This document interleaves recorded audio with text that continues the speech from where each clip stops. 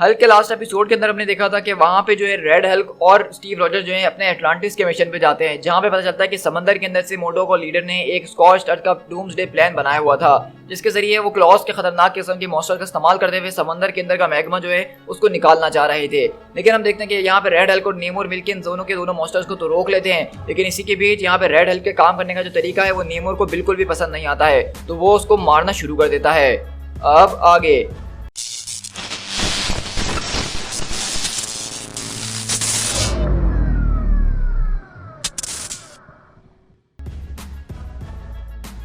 तो इसी तरह हम देखते हैं कि नेमोर जो है यहाँ पे रेड हल्क को बहुत जबरदस्त तरीके से मार रहा होता है और कहता है कि तुम मुझे एक लैब रैट की तरह ऑब्जर्व कर रहे थे, मैं किंग ऑफ एटलांटिस हूँ, आखिरकार तुम्हारी इतनी जुर्रत कैसे हुई? तुम्हें क्या लगता है कि तुम मोस्ट पावरफुल हो? मुझे ऐसा नहीं लगता है। हो सकता है कि समंदर के ऊपर तुम पावरफुल हो, लेकिन ये डोमेन मेरा है। ओशन जो मुझे पावर देता है वो तुम कभी सोच भी नहीं सकते हो, तुम तो यहाँ पे सांस भी नहीं ले सकते हो।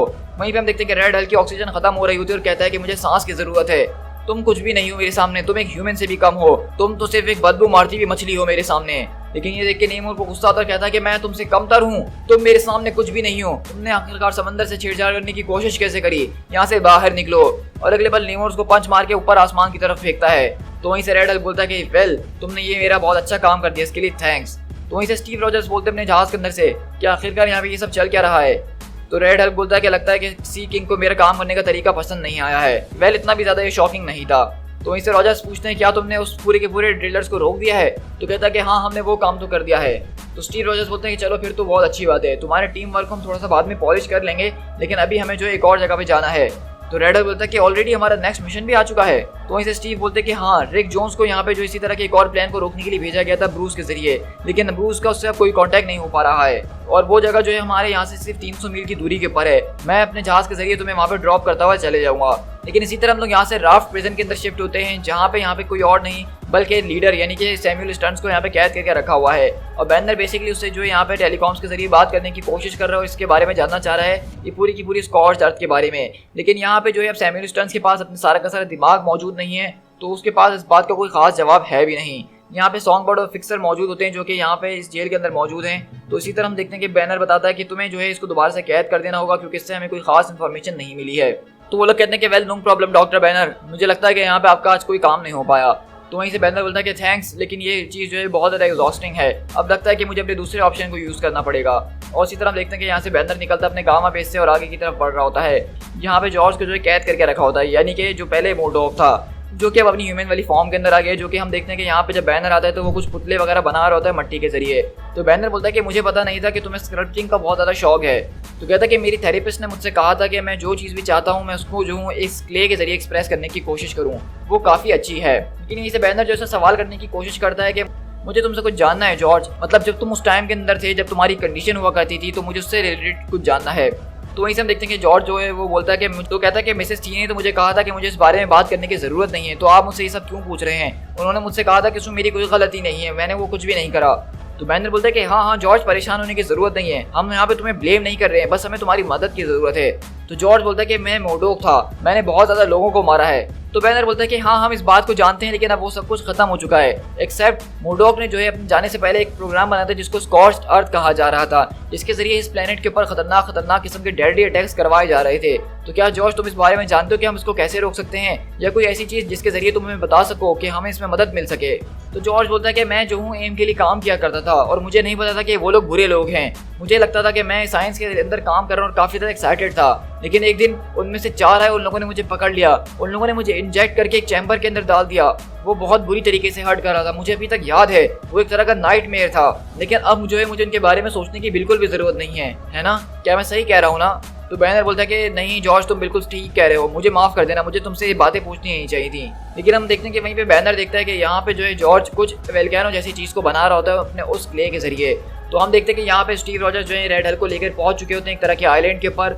और वहीं से हम देखते हैं कि रेड हल्क बताता है कि ये दरअसल जो है मुझे जगह याद है, ये एक डेड नेटो जोन हुआ करता था जिसके ऊपर से कोई जहाज गुजारना अलाउ नहीं था, क्योंकि यहाँ पे जो कोई भी चीज़ जाती थी वो कभी लौट के वापसी नहीं आती थी। तो स्टीव रॉजर्स बताते हैं कि इस जगह के ऊपर बहुत ही ज़्यादा मेगा लाइफ जो है वो रहती है और यहाँ पे खतरनाक किस्म के स्टॉर्म्स होते हैं जो कि इस जगह पे आने वाले किसी भी शख्स को यहाँ से दूर कर देते हैं, और इसकी वजह से आज तक यहाँ पे कोई आ नहीं पाया है। लेकिन बैनर को इस बारे में पता चला था कि इस डूम्सडे सिनेरियो के जरिए जो यहाँ पे खतरनाक किस्म की मेगा लाइफ, मेगा मॉन्स्टर्स मौजूद हैं, वो हमारी सिटीज़ की तरफ आ रहे हैं।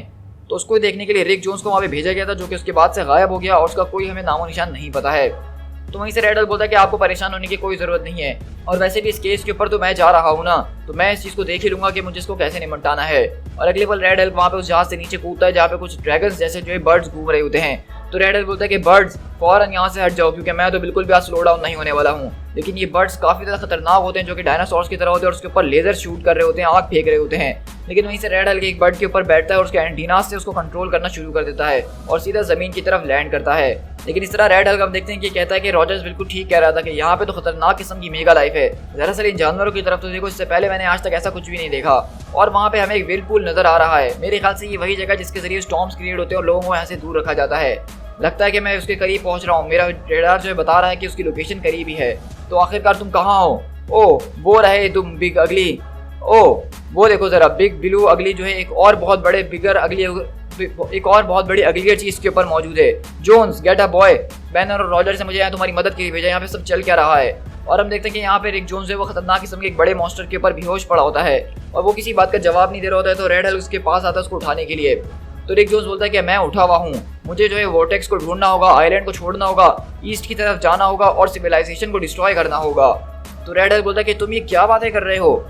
लगता है कि ये अजीब व गरीब दिखने वाली चीजें जो हैं तुम्हारे साथ कुछ कर रही है ना, ये तुम्हारे नर्वस सिस्टम के अंदर घुस गई हैं और तुमसे कुछ करवाने की कोशिश कर रही हैं। और हम देखते हैं कि अगले पल वो उसको चीज़ को निकालने की कोशिश करता है उस मॉन्स्टर्स के अंदर से। लेकिन हम देखते हैं कि वहीं से जो है उसको वो उठा के दूर फेंकता है रिक जोन्स और कहता है कि तुम हमारे प्रोग्राम को बर्बाद कर रहे हो। लेकिन वहीं से रेड हल्क बोलता है कि बस अब मैं थक चुका हूँ। जब से मैंने बैनर को ज्वाइन करा और लोगों की मदद करना शुरू करी, मेरी कोई इज्जत ही नहीं कर रहा है। हर कोई मुझे उठा के दूर फेंक रहा है और मुझे मारने की कोशिश कर रहा है। बस अब ये बहुत हो चुका है। लेकिन अगले बार हम देखते हैं कि इस जंगल के अंदर अजीब गरीब मक्खियाँ होती हैं जो कि अपने डंक के जरिए रेड हल्क की खाल को चीर देती हैं। लेकिन रेड हल्क उन सारी की सारी मक्खियों को मारना शुरू करता है, उनको दूर फेंकता है। लेकिन इतनी देर में हम देखते हैं कि ए बॉम्ब यहाँ पे उसके ऊपर अटैक करने के लिए आ जाता है। लेकिन यहीं से रेड हल्क बोलता है कि मेरे ऊपर अपने स्टाइल मोड को इस्तेमाल करने की जरूरत नहीं है जोन्स, मैं इस पूरे के पूरे जंगल को बर्बाद कर दूंगा, मुझे फेस करो यू कॉवर्ड, इस तरह से छुपने की जरूरत नहीं है। लेकिन अगले पल हम देखते हैं कि वहाँ पर रिक जोन्स उसके सामने आता है और वही एक तरह की जो डिवाइस होती है खतरनाक जिससे माइंड कंट्रोल हो रहा है वो उसके ऊपर लगा देता है। और जैसे ही वो रेड हल्क के ऊपर लगाता है तो रेड हल्क को मोडॉक की शक्ल दिखती है जो कि कह रहा होता है कि escape the island, swim east, destroy the civilisation of humans, destroy, kill, burn. यानी कि मोडॉक ने जो है यहाँ पे एक प्लान बना के रखा है इन सारे के सारे क्रिएचर्स के ऊपर ये डिवाइस लगा के, जिससे वो उनको कंट्रोल करके अमेरिका की तरफ भेज रहा है उसको डिस्ट्रॉय करने के लिए। लेकिन वहीं से रेड हल्क देखता है और कहता है कि डिस्ट्रॉय, वो भी अपनी कंट्री को? नहीं, ऐसा कभी नहीं हो सकता है। और रेड हल्क जैसा कि जानते हैं आप, ये वो गुस्से में जब आता है तो वो ओवर हीट होना शुरू होता है और जब उसके जिस्म पे आग लगती है तो वो चीज़ उससे दूर निकल जाती है। और इसी तरह हम देखते हैं कि रेड हल्क जो है वो ए बॉम्ब के ऊपर से भी सारे के सारी चीज़ों को हटाता है और उसको होश में लाने की कोशिश कर रहा होता है। लेकिन क्योंकि रेड हल्क यहाँ पे आग उसके ऊपर लग चुकी थी तो वो एग्जॉस्टेड फील करने लगता है और अगले पल वो अपनी ह्यूमन वाली फॉर्म के अंदर यानी रॉस में बदल जाता है। लेकिन रिक जोन्स अब ठीक हो चुका है और वो रॉस को यहाँ पे पूछता है क्या वो ठीक है? तो कहता है कि ये मैं बिल्कुल ठीक हूँ रिक, मेरा पूरा का पूरा मिलिट्री करियर बर्बाद हो चुका है। मुझे बार बार जो मेरे कभी दोस्त हुआ करते थे मुझ पर अटैक कर रहे हैं, मेरी फैमिली मुझसे बात नहीं कर रही है और सिर्फ एक ऐसी जगह है जहाँ पे मैं सीक्रेटली ह्यूमन बन सकता हूँ और वो भी उस आदमी के सामने जिससे मैं सबसे ज़्यादा नफरत किया करता था। तो वाकई में मेरी ज़िंदगी बहुत बढ़िया जा रही है। तो रिक जोन्स बोलता है कि welcome to being a Hulk. तो वहीं से रिक जोन्स बोलता है कि वेल, जैसा कि तुम्हें पता है कि मैं सबसे पहला गामा आदमी हूँ जिसने अपने कॉस्ट्यूम के अंदर पॉकेट्स रखवाने का फैसला करा है। तो ये लो, इस पॉकेट के अंदर एक शर्ट मौजूद थी क्योंकि मैं तुम्हारी ये सड़ी हुई पुरानी बुड्ढी वाली स्किन देखना नहीं चाहता हूँ। तो वहीं से रॉस बोलता है क्या तुमने कभी अपने आप को देखा है आईने के अंदर? तो बोलता है कि हे, कम से कम मैं एक पत्थर की तरह हूँ और एमएल ब्लॉन्स्की से तो अच्छा ही लगता हूँ ना। और वैसे भी मेरे जिस्म के ऊपर इतने घाव देखे तो तुम्हें अंदाजा हो रहा होगा कि मैं किन चीज़ों से गुजर रहा हूँ। मैं इतने टाइम से इन सारे के सारे मॉन्स्टर्स को इस आइलैंड से निकलने से रोक रहा हूँ क्योंकि सारे के सारे लोगों को जो इस तरह से प्रोग्राम कर दिया गया इन मॉन्स्टर्स को कि वो हमारे अमेरिका की तरफ जाएं और जाके पूरे के पूरे ईस्ट कोस्ट को बर्बाद कर दें। तो इसी तरह देखते हैं कि वहीं पे वो बताता है कि देखो ये बहुत ही ज़्यादा हैं, अगर हम इनमें से एक से भी लड़ने में लग गए और उनको रोकने की कोशिश करी तो इतनी देर में वो बाकी जो है वो यहाँ से निकल जाएंगे। हमें आगे बढ़ना होगा, हमें कुछ ना कुछ इसका रास्ता ढूंढना ही होगा। लेकिन वहीं से रॉस बोलता है कि मेरे सर में बहुत अजीब सा दर्द हो रहा है, मुझे समझ में नहीं आ रहा है यहाँ पे हो क्या रहा है, मेरा सर बहुत ही भारी हो रहा है। तो वहीं से ए बॉम्ब बोलता है कि देखो तुम थोड़ी देर यहाँ पे सब्र कर लो, थोड़ी सी सांस वांस ले लो, जब तक के लिए मैं जवाबों के लिए ब्रूस को कॉल मिलाने की कोशिश करता हूँ, हो सकता है कि बैनर हमें कुछ बता सके। और इसी तरह देखते हैं कि बैनर यहाँ पे सारी की सारी रिसर्च वगैरह कर रहा होता है, जॉर्ज के जरिए भी इसके जरिए क्लू हासिल कर रहा होता है और वो उनसे पूछता है क्या तुम्हें यहाँ पे कोई आसपास में वोल्केनो नजर आ रहा है? तो वहीं से रिक बोलता है कि हाँ, हमारे सामने ही एक वोल्केनो है, हमसे कुछ मील्स दूर। तो कहता है कि वेल, मुझे लगता है कि ये पैरासाइट्स को जो भी कोई चीज़ कंट्रोल कर रही है वो उस वोल्केनो के अंदर ही है। तुम दोनों को वहाँ पे जाना होगा, इस बात को अस्यूम करना होगा कि वहाँ पे कोई ना कोई चीज़ मौजूद है और उससे तुम्हें निपटना होगा। तो ये वो बोलता है कि वेल, मुझे रॉस को अपने कंधों पे उठा के ले जाना पड़ेगा क्योंकि वो इस वक्त पावर डाउन हो चुका है। तो ब्रूस बोलता है कि क्या वो आइलैंड बहुत ज़्यादा खतरनाक है किसी भी नॉन पावर्ड ह्यूमन के लिए, क्या वो ओवर हीट हो गया था? तो ए बॉम्ब बोलता है कि हाँ, लेकिन तुम्हें कैसे पता? तो कहता है कि नेवर माइंड, बस जल्दी करो, इस लाइन को हमेशा ओपन रखना। और इसी तरह हम देखते हैं कि यहाँ से रिक जोन्स और ए बॉम्ब जो है अब उस वोल्केनो की तरफ जा रहे हैं, लेकिन उस वोल्केनो से जाने से पहले उनके पास यहाँ पे खतरनाक किस्म के मॉन्स्टर है जिनसे उनको निपटना होगा। तो वहीं से ए बॉम्ब जनरल रॉस को अपनी गोद पर उठाता और वहाँ से उड़ते हुए जा रहा होता है चल के। तो जनरल रॉस बोलते हैं कि तुम अपने स्टेल्थ मूड के अंदर चले जाओ। तो कहता है कि वो मैं नहीं कर सकता हूँ, आई मीन मैं तो स्टेल्थ हो सकता हूँ, लेकिन मैं तुम्हें किस तरह से छुपाऊंगा, मैं तुम्हें ब्लेंड नहीं कर सकता हूँ। लेकिन इसी तरह हम देखते हैं कि वो खतरनाक किस्म के जो मॉन्स्टर्स होते हैं वो उनके ऊपर अटैक कर रहे होते हैं और ए बॉम्ब को गिरा देते हैं। तो वहीं से रॉस भी गिर जाते हैं और कहते हैं कि चलो अब ठीक है, अब अपने होश में आओ और इन सारी की सारी चीज़ों को भूल जाओ। सामने देखो तुम्हारी तरफ एक मॉन्स्टर आ रहा है, उसकी दुम को पकड़ो। ये बम में बहुत अच्छा काम करा, अब इस दुम को उठा के 6 o'clock पे फेंको। तो इसी तरह हम देखते हैं कि ए बॉम्ब उसको पकड़ के घुमा के पीछे की तरफ फेंकता है दूसरे मॉन्स्टर के ऊपर। और वहीं से रॉस उसको जो है बेसिकली बता रहे होते हैं कि कौन सी चीज़ कहाँ से आ रही है और कहते हैं कि हमें जो है नीचे ही रहना पड़ेगा ताकि हम लोगों की नज़र में ना आए और छुप छुप के हमें निकलना होगा, वरना हम कभी नहीं पहुंच पाएंगे। लेकिन हम तभी देखते हैं कि वहाँ पे रिक के ऊपर एक अजीब और गरीब किस्म का एसिड जैसी कोई चीज़ आके गिरती है जो कि इतनी ज़्यादा खतरनाक होती है कि उसको इस पूरे की पूरे आर्मर्ड बॉडी के अंदर से भी फील हो रही होती है और रिक वहाँ पे चिल्लाना शुरू कर देता है। तो रॉस उस चीज़ को उसके ऊपर से हटा रहे होते हैं, लेकिन हम देखते हैं कि यहाँ पे रिक उस पूरे के पूरे दर्द से बेहोश हो जाता है। नहीं तुम चेंज नहीं हो सकते हो, कम ऑन, तुम्हें लड़ना होगा रिक, हम यहाँ पे फंस चुके हैं। लेकिन अगले पल हम देखते हैं कि यहाँ पे वो सारे के सारे मॉन्स्टर जनरल रॉस की तरफ आ चुके हैं और ए बॉम्ब भी यहाँ पे बेहोश हो चुका है। To be concluded. लेकिन इसी के बाद आज हमारे पास हल्की स्टोरी के अंदर एक और स्टोरी मौजूद है जो कि हम देखते हैं कि दरअसल प्लेनेट अर्थ के ऊपर हम देख रहे हैं कि यहाँ पे वॉचर मौजूद है जो कि देख रहा है कि किस तरह से एक्समैन यहाँ पे कुछ लोगों से लड़ रहे हैं और वो यहाँ पे अलग अलग इवेंट्स को अपने सामने होते हुए देख रहा है, जिसमें से हम देख सकते हैं कि हमें एक फ्यूचर इवेंट दिखाया जा रहा है जहाँ पे हम देख रहे हैं कि यहाँ पे जो एक आदमी मौजूद है जो कि बोल रहा है कि रेड वन पावर, यानी कि इसके पास हाथ में पावर स्टोन मौजूद है। तो वहीं से हम देखते हैं कि दरअसल ये कोई वॉचर हमारा वाला उआटू द वॉचर नहीं बल्कि ये दूसरा वॉचर है। आखिरकार वॉचर कहाँ मौजूद है? और इसी तरह हम देखते हैं कि यहाँ पे उसको एक और विजन नजर आता है जिसके अंदर हम देखते हैं कि गैलेक्टस मौजूद है और कहता है कि आखिरकार किसने गॉड को टेस्ट करने की कोशिश करी है, इसकी कीमत तुम्हें चुकानी ही पड़ेगी।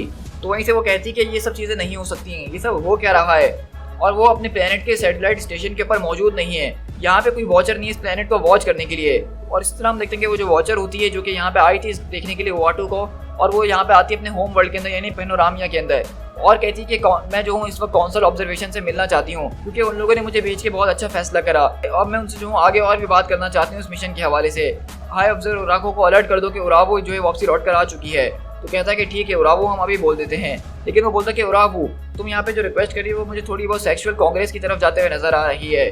तो वो कहती है कि नहीं, मैं इस वक्त एक मिशन के ऊपर हूँ काउंसिल इनाको, और आपसे मैं एडवाइस करती हूँ कि आपका जो यहाँ पे शक है वो बिल्कुल इनअप्रोप्रिएट है। तो कहता है कि ठीक है, हम आपकी बात को मान लेते हैं और आपकी बात आगे पहुंचा देते हैं। तो वहीं से वहाँ पे हम देखते हैं कि दूसरा वॉचर उससे पूछता है तुम्हारी फाइंडिंग्स के बारे में क्या ख्याल है उरावो, तुम्हें यहाँ पे क्या मिला? तो वो कहती है कि यहाँ पे अर्थ के ऊपर उआटू मौजूद नहीं है और वो ना ही अपने होम बेस यानी चांद के ऊपर मौजूद है। तो वहीं से वो दूसरे वॉचर्स कहते हैं कि अक्सर उआटू जो है वो दूसरी दुनियाओं के ऊपर जाता है और मल्टीवर्स के ऊपर नजर रखने की कोशिश करता है। तो वहीं से वो बोलती है कि नहीं, मैंने उसको डिटेक्ट करा है कि वो हमारे इसी यूनिवर्स के अंदर है, लेकिन जैसा कि आप जानते हैं कि हम किसी दूसरे वॉचर का माइंड स्कैन नहीं कर सकते बिना किसी परमिशन के।